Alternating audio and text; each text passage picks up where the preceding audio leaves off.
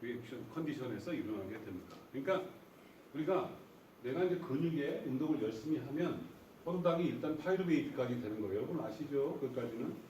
그 다음에 이제 산소가 없을 때는 파이루베이트가 뭘로 가죠? 쓰레기 뭘로 가?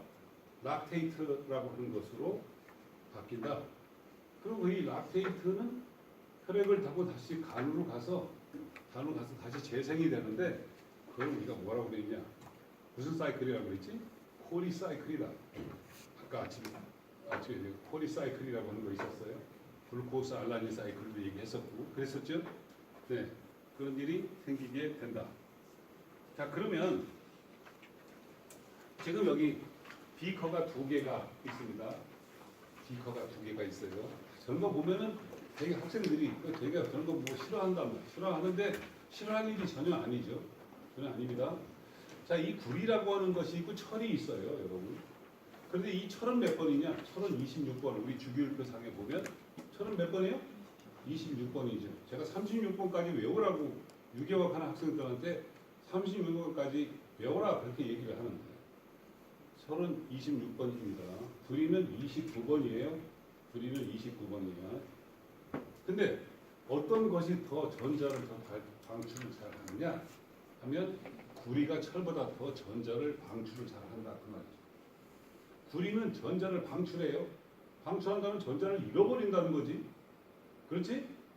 전자를 잃어버리는 것을 우리는 뭐라고 그러냐? 산화야? 환원이야? 전자가 잃어버리는 거를 뭐라고 그래? 산화라고 한다. 내가 전자를 잃어버리는 걸 산화라고 그러는 거야. 전자를 얻는 거를 뭐라고 그러죠? 환원이라고 한다. 그렇습니다. 그러면 여기 보시면 구리라고 하는 이 녀석은 구리 일가이온이 전자를 냈어요. 방출을 했습니다. 그래서 전자를 방출해서 전자가 얘는 플러스 1가가 몇 가로 됐죠? 플러스 몇 가가 됐어? 2가가 됐는데 구리는 뭐가 됐다고? 산화됐다. 구리는 전자를 잃어버렸으므로 산화된 것이다. 그러면 이제 전자를 받는 녀석도 있어야 될 거 아니겠어요? 그죠? 내가 잃어버리면 내가 얘가 있는데 얘를 내가 잊어버려서 얘한테 줬다. 이렇게. 그럼 나는 뭐가 된 거지? 산화됐어. 얘는 이걸 받았으니까 뭐가 됐어? 환원됐다. 그 말이죠. 그럼 내가 구리야? 얘가 철이야? 그럼 나는 구리가 이렇게 얘한테 전자를 주었으니까 얘는 이걸 받았어. 그지? 철은 뭐가 됐어? 산화됐어? 환원됐어? 환원된 철은. 그래서 여기 보니까 철은 상가가 있는데 페릭이라고 하는데 이 철이 전자를 받아서 플러스 2가가 됐다 그 말이죠. 그래서 철은 환원됐네요. 철은 환원됐고 구리는 뭐가 됐어? 산화됐다 그 말이에요. 그러면 결국은 저기에서 저 2개의 비커 사이에 염달이라고 하는 염달이라고 하는 그 전선이라고 생각하면 돼. 전선이라고 하는 걸 보면 이 전선이라고 하는 걸 여기 이렇게 싹 이어 놓으면은 저기에 전자가 저 전선을 타고 움직이게 된다. 그죠? 알겠어요?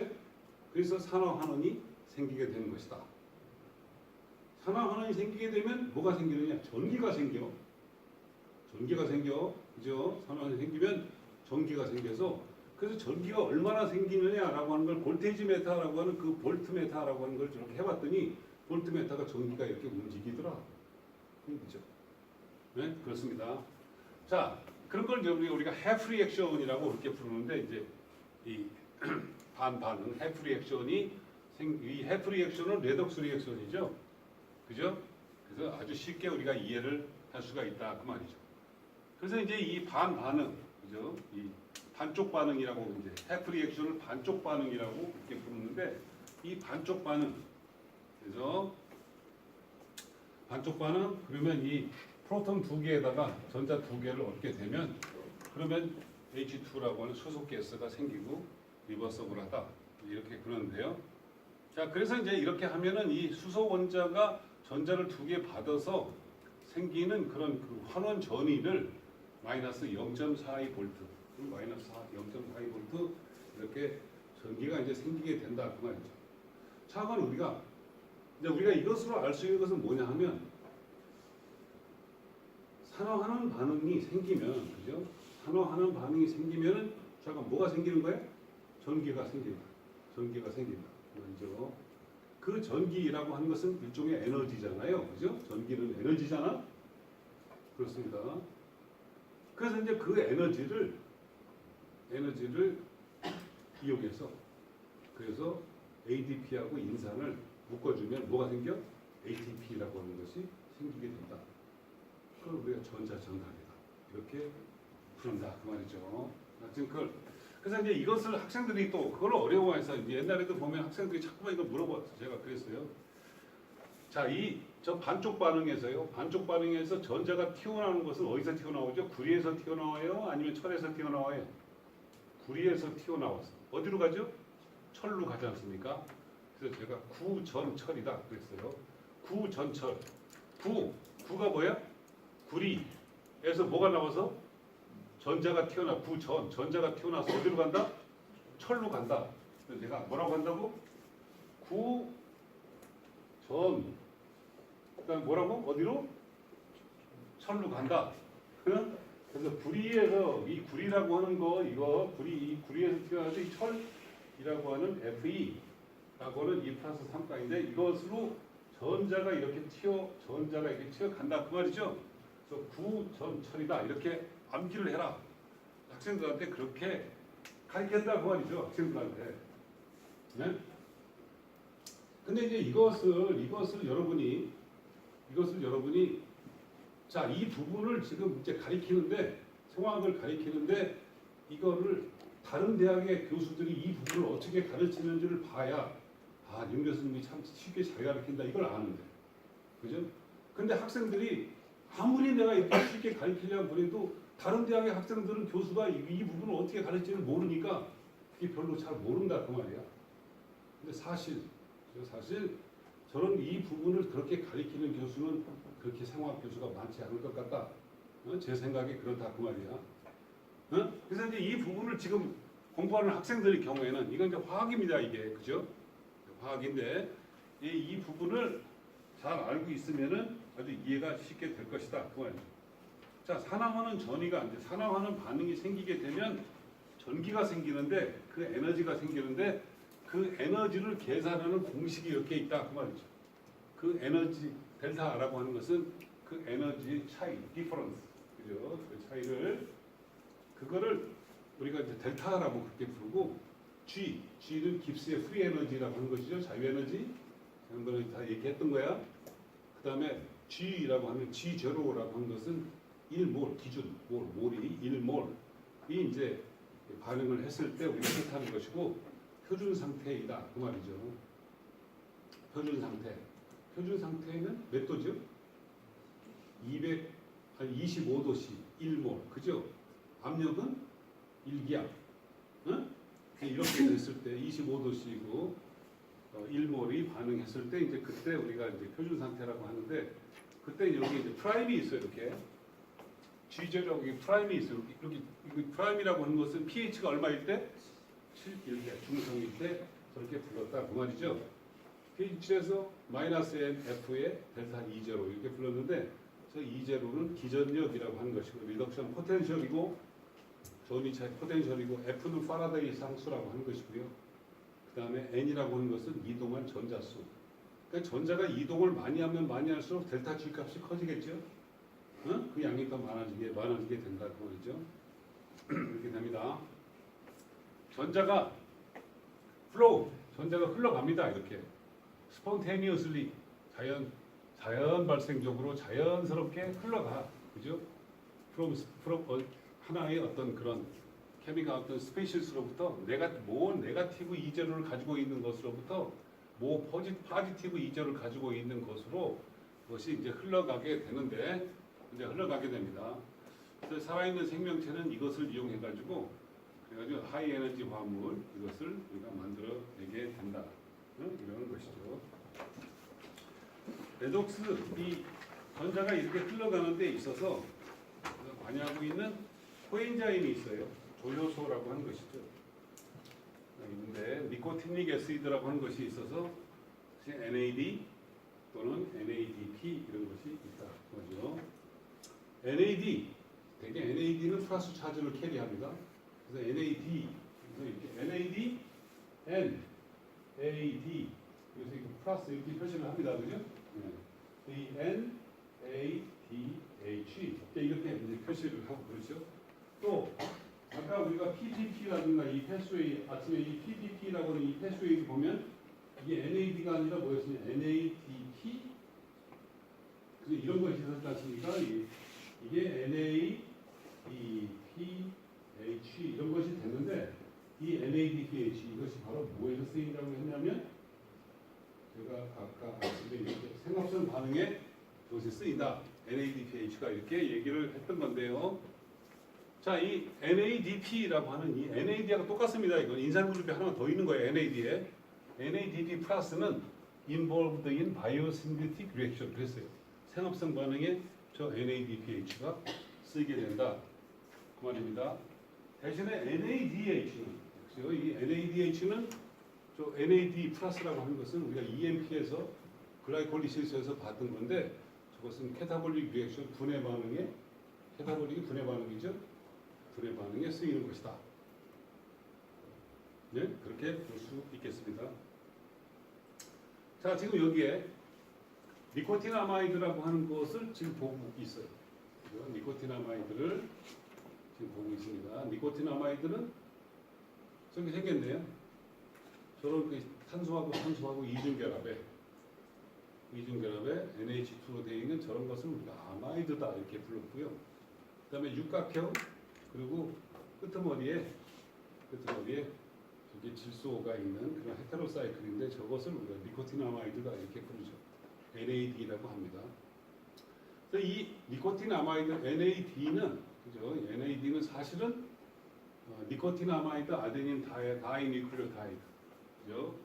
니코틴아마이드 아데닌 다이니클레오타이드를 NAD라고 하는데 이렇게 생겼어요. 굉장히 구조가 복잡하죠. 다른 거는 볼 필요가 없고 저 끄트머리에 니코틴아마이드라고 저 맨 오른쪽에 맨 꼭대기를 보세요. 질소 원자에 무슨 차지가 있죠? 질소 원자에 무슨 차지가 있어? 플러스 차지가 있다 그 말이에요. 그래서 우리는 저것을 NAD 플러스 이렇게 표시하는 겁니다. 알겠죠? 저거 다른 거 그 밑에 있는 뭐 라이보스도 있고 인산기가 2개나 있고 뭐 이렇게 있어요. 아데닌하고 아데노신 같은 것도 있는데 그런 것들은 다 필요 없어요.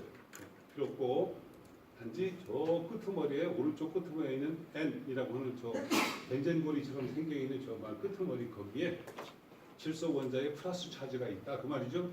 네, 그거를 잘 마시다 그 말이야. 근데 이 NAD는 그래서 이제 그 밑에 있는 이 복잡한 이런 것들 전부 뭘로 표시했습니까? R로 표시를 했어요. 그죠? 예, 중요치가 않다 그 말이죠. 그다음에 여기 보시면 질소 원자 이렇게 있는데 여기 이중결합이 있지 않습니까? 이렇게 있다 그거죠. 그런데 여기에 H 플러스가 그죠? H 플러스가 있고 그리고 두 개의 전자를 주게 되면 H는 전자가 하나도 없어요. 그죠? H 플러스는 전자가 하나도 없어요. 그래서 이 전자를 여기다가 붙여주려면 전자가 몇 개가 필요하냐? 2개가 필요하다 그 말이죠. 그래서 얘는 전자가 하나도 없어요. 얘는 그죠? 원래 수소 원자는 전자가 몇 개 있나요? 하나 있었죠. 근데 이 하나 있던 거 없어져. H 플러스는 전자가 이게 하나도 없는 거지 않습니까? 전자를 2개를 얘한테 주면은 얘를 H를 붙일 수가 있다 그 말이죠. 그래서 NADH가 생기는 거예요. 이렇게 이걸 주게 되면 NADH가 생겨. 그래서 이 NADH 안에는 제가 아까 전자가 몇 개 숨어 있다고 그랬지? 2개 숨어 있다. 그 얘기가 바로 그 얘기다 그 말이죠. 전자가 숨어 있습니다. 자, 그래서 이제 전자를 얻으면 NAD 플러스가 전자를 얻으면 그걸 뭐라고 그랬어요? 전자를 얻는 걸 뭐라고 그랬어요? 뭐라고 그랬어요? 산화야? 환원이야? 전자를 얻는 걸 뭐라고 그랬어요? 환원이라고 그랬어요. 전자를 잃어버리는 거를 산화 이렇게 불렀다 그 말이에요. 얘는 지금 NAD는 전자를 얻었죠. 2개를 얻었으니까 뭐죠? 리덕션. 또 저희가 이 NADH에서 전자를 2개를 잃어버리면 그때는 뭐가 되지? 옥시데이션 산화 이제 이렇게 된다 그 말이야.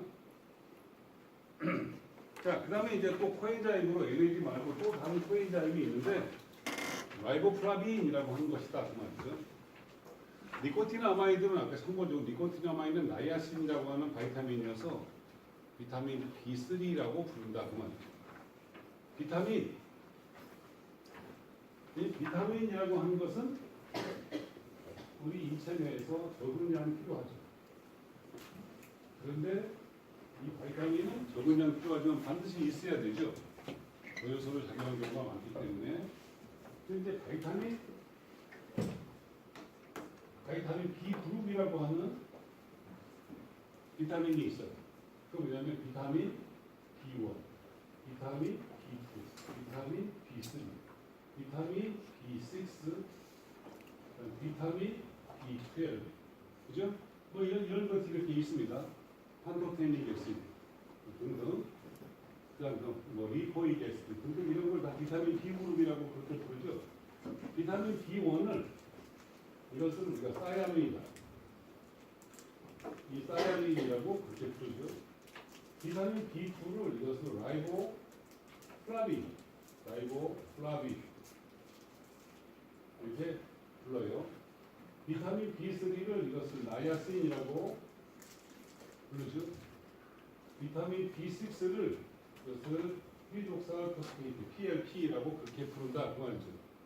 비타민 B12를 코발라민. 자, 이렇게 코발라민 이렇게 부르는데요.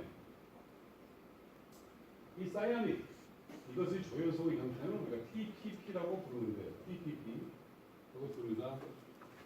라이보플라빈 이것을 FAD 뭐 이런 식으로 불러요. 이렇게 나이아신 이 나이아신이라고 한 것 이것을 우리가 지금 NAD 플러스 이런 식으로 부른다 그 말이죠. 네? 그래서 이 바이타민 B 그룹이 지금 이 전자 전달기에서 전자를 제공하는데 전자를 제공하는 그런 물질로 요 유용한 물질이다라고 하는 걸 지금 설명을 하고 있다 그거죠. 네. 자, 이 라이보플라빈과 붙어 있는 단백질을 산화하는 효소를 우리가 이것을 플라보프로테인이다. 그죠? FP라고 그렇게 부른다 그 말이야. 현재 이런 산화 효소로 많이 작용을 하게 됩니다. 이게. 자, 지금 라이보플라빈은 이렇게 생겼어요. 밑에 있는 고리가 이게 세 개가 이렇게 있는데 이것을 아이소알록사딘이라고 그렇게 부르죠. 그다음에 저게 리비톨이라고 하는 오탄당이 붙어 있어요. 라이보플라빈 이렇게 생겼습니다. 라이보플라빈은 아주 노르스름한 색깔이에요. 그래서 여러분이 우유 같은 거를 보시면 우유가 아주 완전 하얀색이 아니고 약간 수름한 색깔이 있게 되는데 그 우유의 약간의 노르스름한 색깔은 라이보플라빈의 색깔이라고 그러죠. 라이보플라빈에 우유가 들어있습니다. 우유 안에 라이보플라빈이 많이 들어있습니다. 자, 이 라이보플라빈은 그죠? 여기 보시면 라이보플라빈 이렇게 생겼는데 이 라이보플라빈 이렇게 생겼는데 저기에 이렇게 아데노신의 인산골비에 붙어 있어서 이런 걸 우리가 FMN 또는 이것을 FAD 이렇게 부른다 그 말이야. FMN이나 FAD의 형태로 조효소의 형태로 이제 생화학적인 반응에 관여하게 됩니다. 지금 여기서 보시면 이 부분이 아이소알록사딘 링의 이 부분이 중요하죠. 여기 탄소하고 질소하고 이중결합, 여기도 탄소하고 질소하고 이중결합이 있어서 이 이중결합이 나란히 여기 두 개가 있다 그 말이죠. 그래서 이 이중결합이 깨지고 단일결합이 되면서 그게 각각 수소 원자가 그 안으로 들어가게 되는데 수소 원자가 들어가게 되죠. 그래서 여기에는 이 H 플러스하고 그리고 이거를 저기다가 붙여주게 될 H 플러스 두 개를 붙여주게 될 때 그 두 개의 전자가 필요하게 된다 그 말이야. 그래서 이게 FADH2나 또는 FMNH2 안에는 두 개의 전자가 숨어 있다 그렇게 생각하면 되겠다 그 말이야. 아까도 NADH에 몇 개의 전자가 숨어 있다고 그랬지? 두 개의 전자가 숨어 있다. 그다음에 여기에도 FAD 또는 FMN 여기에도 FADH2 또는 FMNH2 같은 거기에도 두 개의 전자가 숨어 있다 그 말이야. 저 안에서 전자가 두 개씩 튀어나올 수 있다 그 말이죠. 전자가 튀어나와요.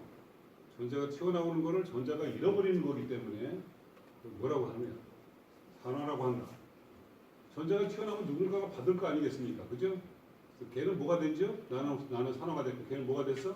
환원되는 그런 일이 연속해서 일어나게 되는데 그 과정을 우리가 전자 전달이다 이렇게 본다는 거야. 자, 이 그림 잘 한번 보세요. 자, 이 에어로빅 리스피레이션, 이 리스피레이션은 호흡이라고 하는 것이죠. 호흡입니다. 이 호흡이라고 하는 것은 산소가 필요하죠. 그죠? 산소가 필요합니다. 그래서 이 호흡이라고 하는 것은 NADH라고 하는 곳에 저 NADH 저 안에 전자가 몇 개 숨어 있다고 그랬죠? 2개가 숨어 있어서 딱 이렇게 올챙이처럼 생겨 있는 저 이렇게 나선을 따라서 껌꼬벌한 이 화살표를 따라서 전자가 2개가 튀어나왔어요. 그래서 마지막에 어디까지 가죠? 산소 원자까지 가게 된다 그 말이죠. 2분의 1 O2니까 산소 원자 하나겠죠? 네? 그러면 저게 가는 길을 여러분 저 가는 길을 우리가 뭐라고 그러지 저거를 뭐라고 그랬어요? 전자 전달계라고 그렇게 부른다. 이 전자 전달계라고 하는 것으로 이제 그때 전자 전달계를 가게 되면 그거 자유 에너지가 많이 생기는데 아까 그 델타 G는 이거로 뭐 이게 마이너스 NF 델타 E0라고 하는 그 너른스트 이케이션이라고 하는데 그것에 의해서 많은 양의 ATP가 생기죠. 그죠?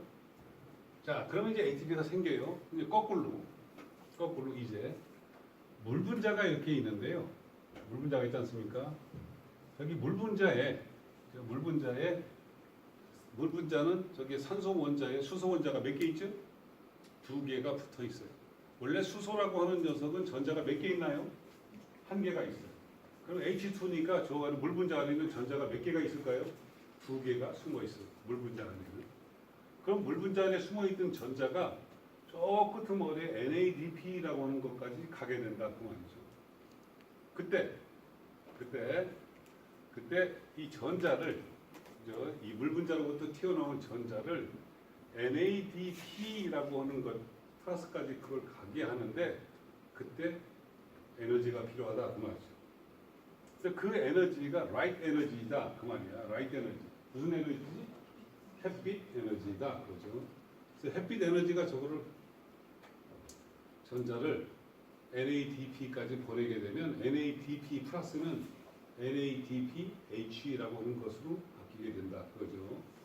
자, 그러면 이게 저 부분이 오른쪽에 있는 저 부분이 빛 에너지에 의해서 물에서 튀어나온 전자를 NADP까지 보내는 저 길이나 NADH로부터 산소 원자까지 가는 이 지금 우리가 배우는 이 전자 전달계나 비슷하지 않습니까? 그죠? 네, 이것은 이쪽 거는 ATP라고 하는 에너지가 생기는 것이고 그리고 이것은 광합성의 경우에는 ATP 대신에 뭐가 들어가는 거지? 햇빛 에너지가 들어가는 것이다. 그거죠? 식물은 햇빛이 없으면 광합성을 할 수 있어 없어? 없다 그 말이야. 햇빛이 있어야만이 광합성이 일어나게 된다. 그거죠? 그러면 저기 NADH부터 산소 원자까지 가는 저 전자 전달계는 자동적으로 자연 발생적으로 잘 일어나는 것이죠. 그러나 물로부터 NADP까지 가는 저 길은 저것도 똑같은 전자 전달계지만 저거는 쉽게 가지 않는다 그 말이야. 누가 있어야 가는 거지? 빛 에너지가 있어야 된다 그런 거죠. 빛 에너지가 있어야만이 광합성이 일어나는 것이다 그 말이죠. 식물은 빛 에너지가 있어야 광합성이 일어나요. 그죠? 예. 광합성이 일어납니다.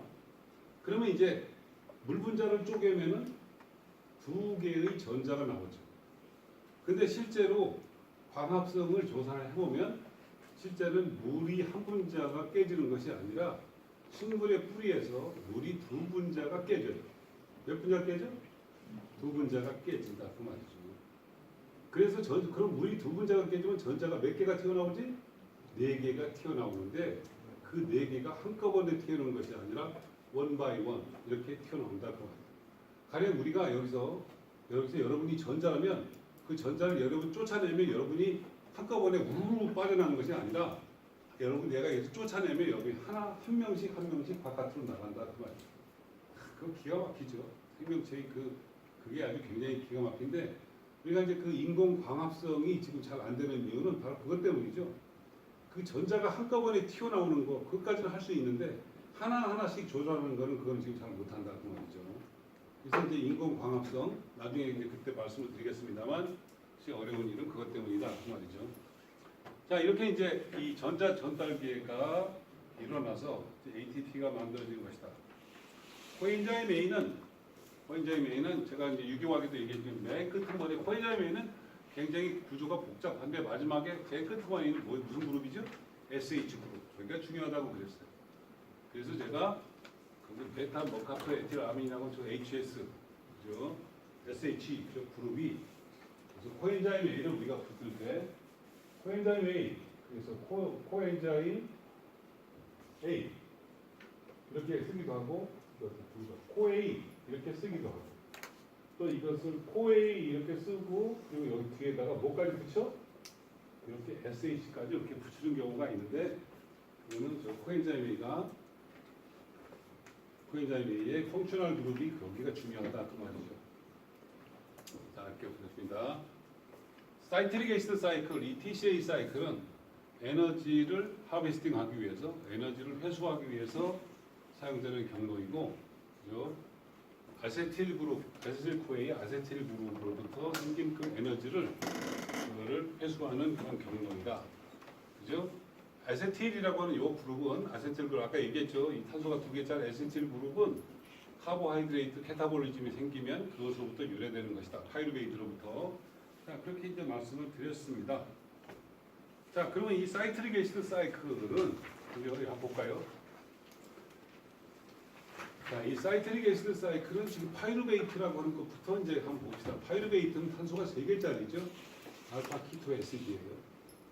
근데 파이루베이트 디하이드로지네이스라고 하는 효소에 의해서 에스틸코A가 생겼습니다. 에스틸코A는 여기 보세요. 에스틸코A는 CH3Q 요게 에스틸 그룹이라고 그랬죠. 빨간색으로 여기 코엔자임 A하고 이렇게 붙어 있는데 이건 에스틸코A라고 그래요. 에스틸코A는 탄소가 2개가 들어 있어요.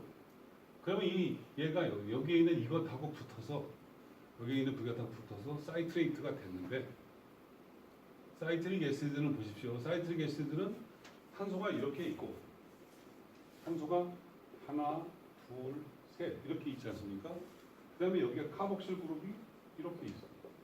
또 COOH 이것도 COOH 이렇게 돼 있어요.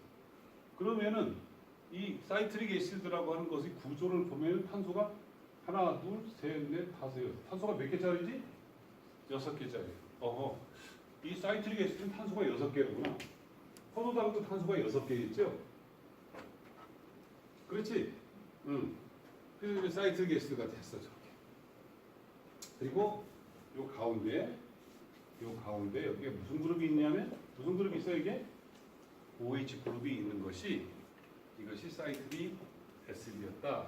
그 말이죠. 자, 그러면 이 사이트릭 애시드가 첫 번째 여기 있는 요거 지금 표시를 안 했습니다만 이건 옥살로 아세테이트라고 하는 건데 옥살로 아세테이트 탄소가 몇 개짜리겠습니까? 4개짜리이고 4개짜리가 탄소가 2개짜리고 에스틸코에가 붙어서 탄소가 몇 개짜리가 됐어? 6개짜리가 됐다. 이것이 이제 크랩스 사이클, 그 TCA 사이클 첫 번째 반응이고요. 저 효소 이름은 사이트레이트 신테이스라고 하는 효소이다. 자, 사이트레이트 신테이스가 두 번째 단계에 사이트레이트가 아이소사이트레이트가 되는 과정인데 아이소사이트레이트가 되는 과정이죠. 근데 사이트레이트는 여기 보세요. 이 사이트레이트는 여기 탄소가 여기 하나, 둘, 세 개 있는데 가운데 여기 요 탄소에 뭐가 붙어 있어? OH가 붙어 있는데 이것의 이성질체인 아이소사이트레이트는 여기 1, 2, 3번에 여기 OH가 붙어 있다. 이것만 달라. OH가 이쪽으로 올라간 것밖에 없어요. 저기에 관여하는 효소 이름은 아코니테이스라고 하는 것이다. 아코니테이스라고 하는 효소에 의해서 아이소사이트레이트가 됐다. 그러죠. 자, 그 다음에 이제 아이소사이트레이트는 알파 케토 글루타레이트라고 하는 것으로 바뀐다. 그거죠. 알파 케토 글루타레이트는 탄소가 몇 개짜리냐? 저거는 하나, 둘, 셋, 넷, 5개. 5개네요. 5개죠. 그리고 그러면 아이소사이트레이트가 알파 케토 글루타레이트가 될 때 뭐가 한 부자 빠졌죠? CO2가 한 부자 빠져나갔다. 그 말이죠. 저것의 효소 이름은 아이소사이트레이트 디하이드로지네이스이네요. 디하이드로지네이스는 수소원자를 뗐다는 뜻이니까 아이소사이트레이트가 알파 KG가 되는 것은 산화이겠습니다. 산화 반응이겠습니다. 그죠? 그 다음에 이제 알파 케토 글루타레이트가 석시닐 코에이가 됐는데 이 석시닐 코에이는 탄소가 하나, 둘, 셋, 네 개뿐이다 그 말이죠. 그러면 얘는 탄소가 5개고 얘는 탄소가 4개면 결국 또 하나 뭐가 빠져나갔죠? CO2가 빠져나갔다 그 말이죠. 그래서 이게 알파 케토 글루타레이트 디하이드로지네이스는 효소에 의해서 생겼다 그 말이죠. 그 다음에 이제 석시닐 코에이가 석시네이트가 되는 과정인데 이 과정이 5번째 과정이다 그 말이야. 석시닐 코에이 신디테이스라고 하는 효소인데 자 저쪽에 맨 아까 저 처음에 사이트레이트 신테이스이고 이거는 신디테이스인데 신테이스는 이걸 합성하는 두 개를 합성할 때 그때 ATP가 필요 없는 것이고 신디테이스는 ATP라고 하는 하이 에너지 화합이 필요한 것이다. 똑같은 합성 효소지만 ATP를 요구하지 않느냐에 따라서 다르다 그 말이죠. 그래서 이제 이때 우리가 무기인이 들어가서 PI가 무기인이라고 그랬어요. EMP에서 봤죠. 석시네이트가 됐습니다. 그리고 GDP를 GTP로 바꾸죠. 자, 이 GTP는 ATP하고 같은 에너지를 갖는 것인데 GTP와 ATP는 용도가 다르다 그 말이에요. ATP는 일반적으로 에너지원으로 쓰이는 하이 에너지 화합물이고 GTP는 단백질 합성에 쓰는 하이 에너지 원이다 그 말이죠. 그러니까 여러분이 분자생물학에서 단백질 생합성이라고 하는 부분에 가면 그러면 아미노산이 일렁게이션 될 때 GTP가 필요하다라고 하는 것을 배웠을 것이다. 그때 단백질이 생합성이 일어날 때 그때 필요한 하이 에너지는 ATP가 아니라 뭐다? GTP이다. 그 GTP는 어디서 제공하는 거냐? 지금 여러분이 공부하는 무슨 사이클? 사이트릭 애시드 사이클에서 만들어주는 것이다. 알겠죠? 석시닉 애시드는 우리말로는 호박산이라고 한다. 무슨 산? 석시닉 애시드 무슨 산? 호박산이라고 한다. 그 말이야. 자, 그럼 다시 한번 또 하겠습니다. 그 다음에 이제 6번째는 석시네이트가 퓨마레이트가 되는 것이다. 그죠? 그러면 이 퓨마레이트가 이 석시네이트가 퓨마레이트로 됐는데 퓨마레이트는 탄소하고 탄소 사이에 무슨 결합이 있어? 이중결합이 있다. 탄소가 단일결합, 탄소 단일결합이 탄소 이중결합이 됐다는 뜻은 산화가 일어났다는 뜻이다. 알겠죠? 산화가 일어난 뜻입니다. 그래서 석시네이트 디하이드로지네이스라는 효소에 의해서